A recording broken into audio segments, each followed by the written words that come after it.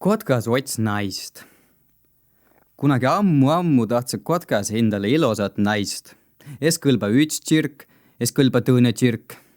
Lõpust võtsi endale üükulli preili, no tuul ilosa tutiga kõrva. Ol siis neil saaja peetu, pesäkene tettu ja muna ka pesä. A üükulli preili oles nõus sinna muna peale istme. Ütel, et pesä viir väiga kõva, ei saa sinna istu. Kotkas küsis, a mis siis tete? A kutsu kõik tsirgu kokku, köydänä nokkapite kokku ja pane pesa veere peale istme. Ja siis ma istu neile peale. No või on pehmekene istu.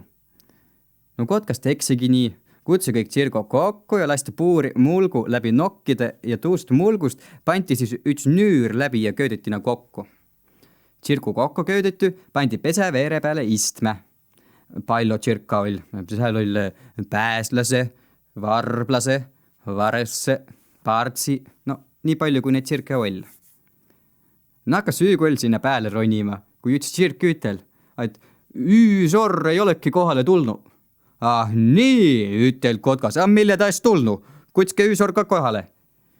Tuudi siis üüsorr ja Kotkas küsime, kuule, kas sa olid nii kava ja mille sa ees tule, kui sinna kutsti? Ma saas tulla.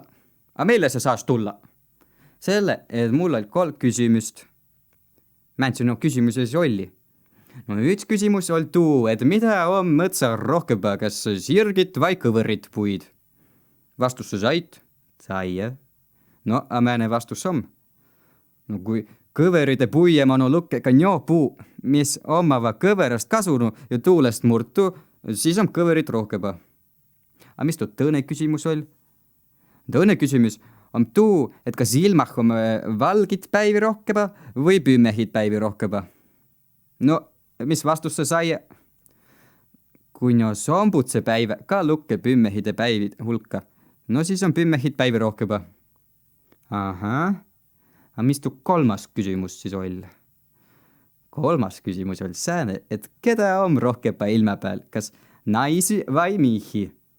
Noh, kui naisi hulka lukkega mehe, kes oma naisi käske täütve, siis on naisi rohkem.